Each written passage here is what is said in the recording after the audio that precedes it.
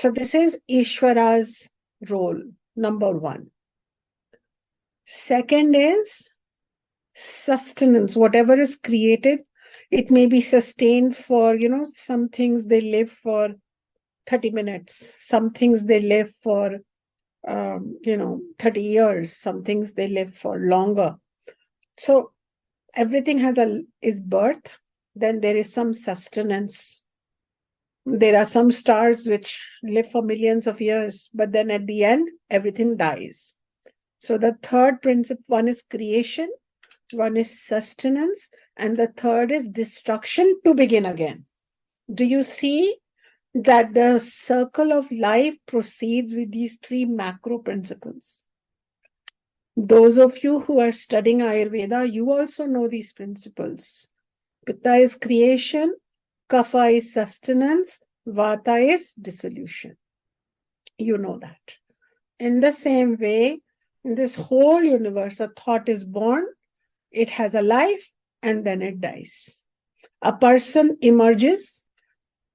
At one time, 57 years ago, this person was not on earth.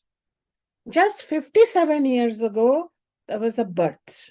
Now I am under the law of sustenance. And in another 10, 15 years, dissolution. I will not exist. Nor will you, nor will anyone who is here. New life would have come.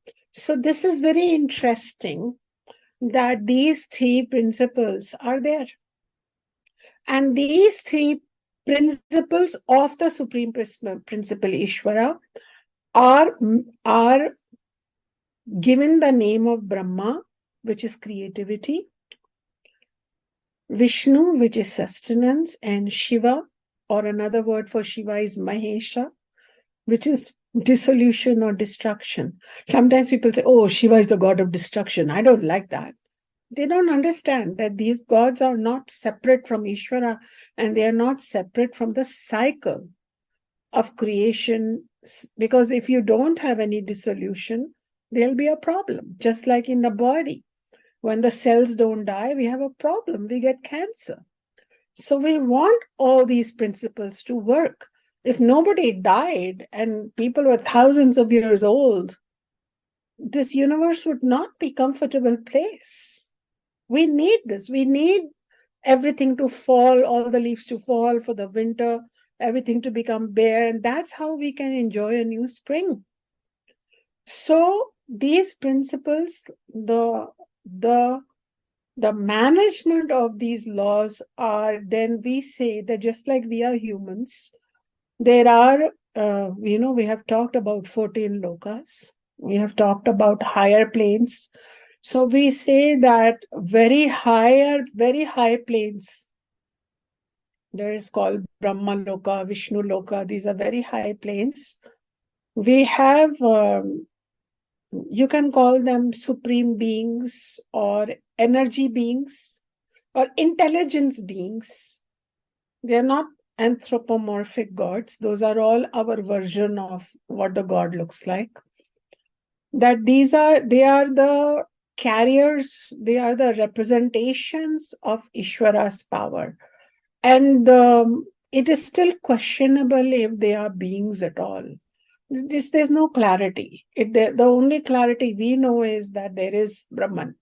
That's the only clarity we know. We understand from Brahman that there may be a direct channeling of these principles of Brahman in the world, in the divine. I'm trying not to use the word God, and in the creature. And the most pure version of Brahman can be found in Ishvara. That is why Ishvara is a source of support. Within Ishvara, we find these three macro tasks for the whole universe. It's not just for our lives, for the whole universe, known and unknown. Something of the creation is going on, sustenance is going on, or dissolution is going on. This is represented by the deities Brahma, Vishnu, and Shiva. Naturally, in our life, when you want a job, it is a matter of sustenance. So we can only reach out to that great supreme consciousness as Ishvara, because we don't know how to reach to Brahman. So we may pray to Ishvara directly, or we may go through the agency of intermediary of Vishnu, because you know that Vishnu is what? Sustenance. And Vishnu has some avatars like Rama and Krishna. Like Krishna taught the Bhagavad Gita. Why? Because Krishna is Vishnu and Vishnu is interested in the sustenance of the universe. So now when we come to Brahma, Vishnu, Shiva, I'm teaching you the pure Vedic version of it. I'm not treading into the religion connected with the Vedas, which came afterwards, which is Hinduism. So I'm not going into the Hindu teachings on Brahma, Vishnu, Shiva, because that's not of my interest. I'm not teaching Hinduism. I'm teaching you the principle. So when you look at Brahma within you, then it is your power of creativity, your supreme power, your divine power. And then Vishnu is sustenance, and Shiva is when you need to let go, when you need to, when you need to end something toxic. There is a power within you. But that power is not, again, yours. It's again that one power, right? So we call it Ishvara's power or Brahman's power. In our everyday life, Ishvara is as important to us as Brahman. Why? Because Brahman is not personified, wrong word. Brahman is accessible or approachable through the concept of Ishvara. Of course, there are some handful of people. If there are 500 people, there'll be 5 people who can go into Brahman consciousness. It takes time. Sometimes we think we are there, but we're not there.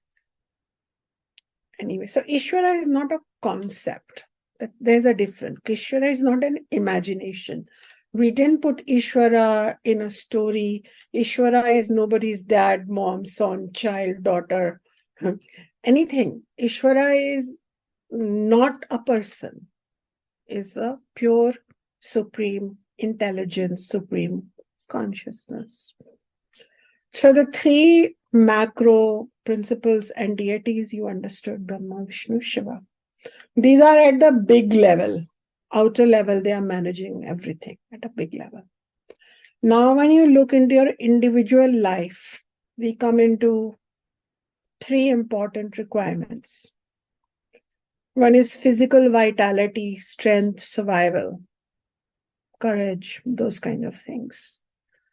Second is comfort, abundance, dharma. Third is wisdom, knowledge.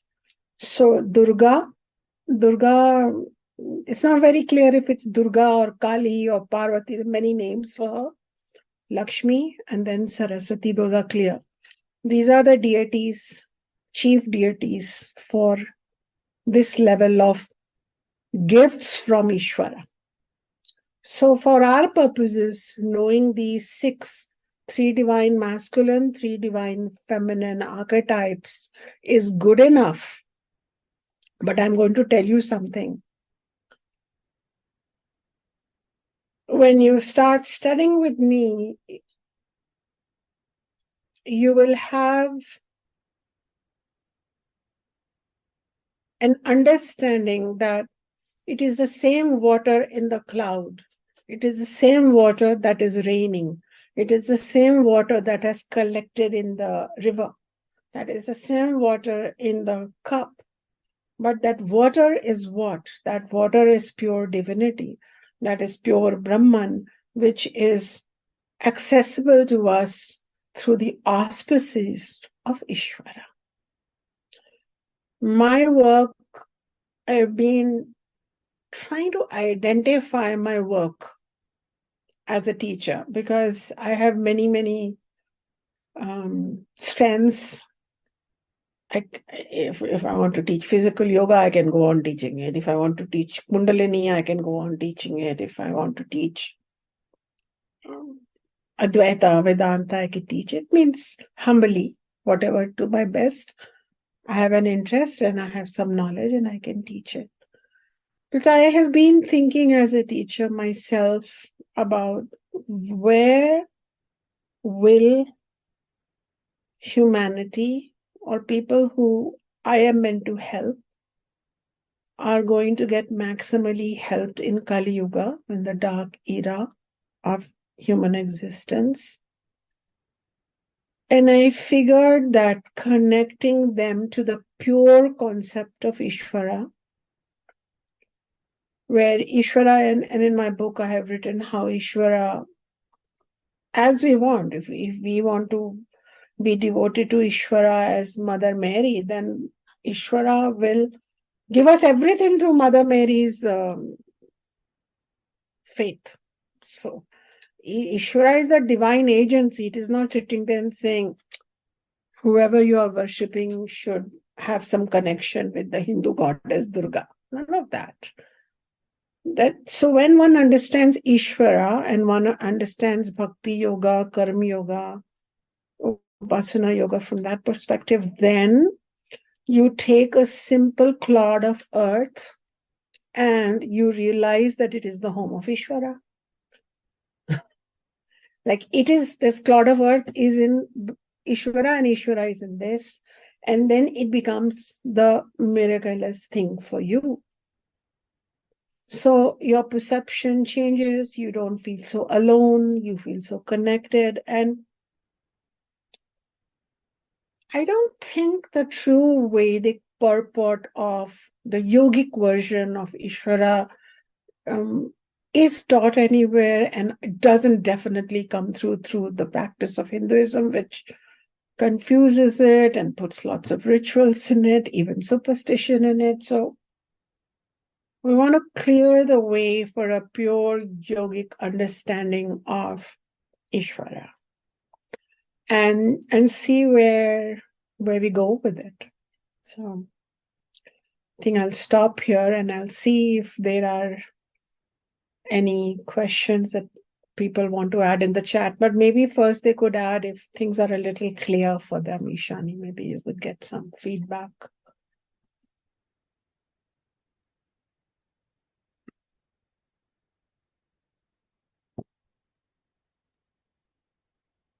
As people write in their level of clarity and any questions that are emerging, one question did come earlier. Rochelle was asking, I think earlier you quoted a passage from the Gita. Was there a quote that you shared with us from the Bhagavad Gita Today, earlier, or was that a general reference?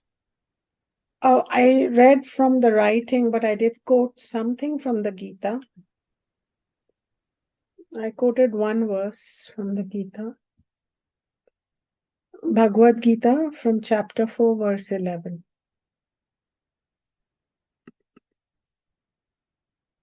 Where in this verse,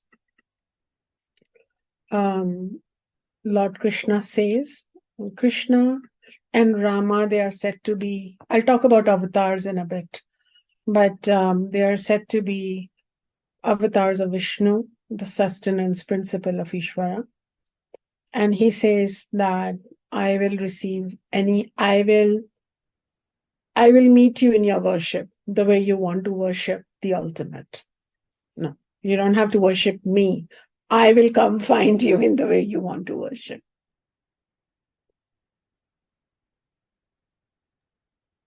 Thank you. So there are a few reflections here. One shared that yes, it's more clear. Thank you. A reflection that this classical understanding of Ishvara is so needed today. Yes. And yes, feeling appreciation for this teaching. Mm-hmm.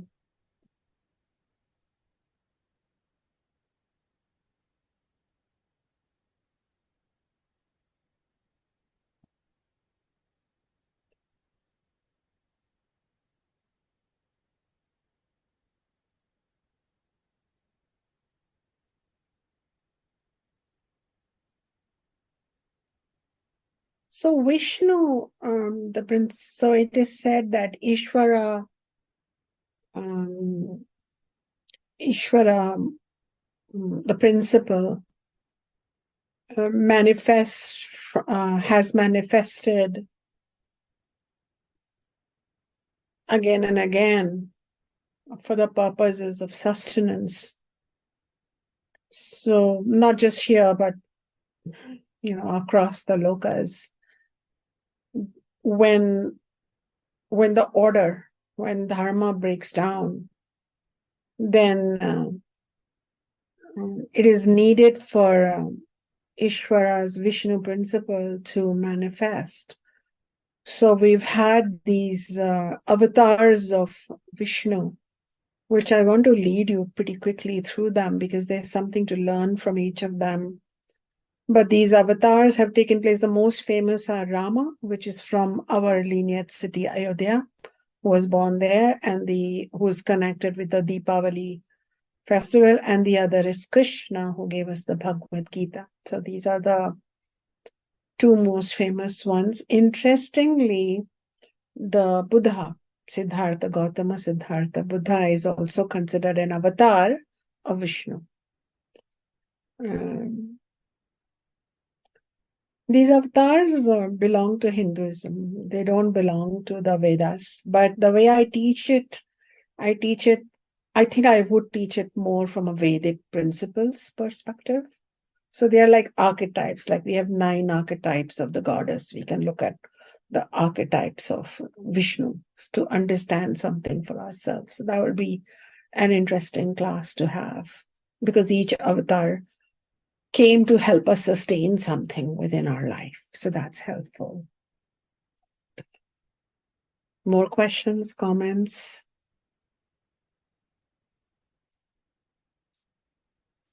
Yes, Acharya Shunya, question has come.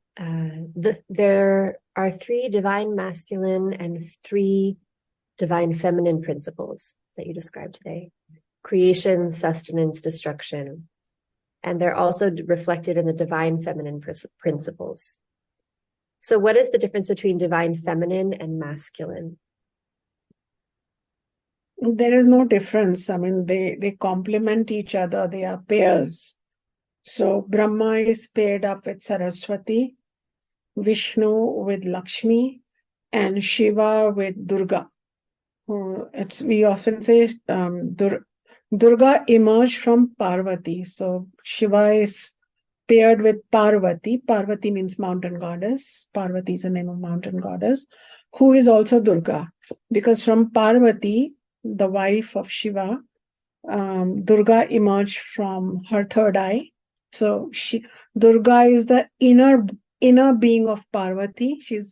And Kali emerged from Durga's third eye. So Kali is still inner. So they are all really one. So I don't know which one to pair up with Shiva, but they are pairs, and they take care of the functions. And it's so interesting that it's not always the masculine who comes first. In fact, whenever they are together, then the feminine goddess is named first. Sita Ram, Radha Krishna, like that. So that way it is there. There's no difference. Why do we have divine masculine, divine feminine? Again, because it's whole. We even have an androgynous version of half masculine, half feminine God, Ardhanarishwara. So again, it's whole perspective. So how can you leave anything? So we also have plant gods, also animal gods. And Vishnu, which is the sustenance principle, when he took avatar, he didn't just come as human beings. He has come as a boar. He has come as a fish to sustain the universe. So you can enjoy the complete celebration of all species and inclusion in the divine matrix. Okay? Nothing is excluded here. We have divine, and there are some trees, such as the peepal tree is called the sacred ficus, holy ficus tree. It is considered an avatar of Vishnu. So there are these plants, trees, animals, birds. They are all sacred, but a few of them more so than the other because they are purely representing the archetype or the principle or the energy.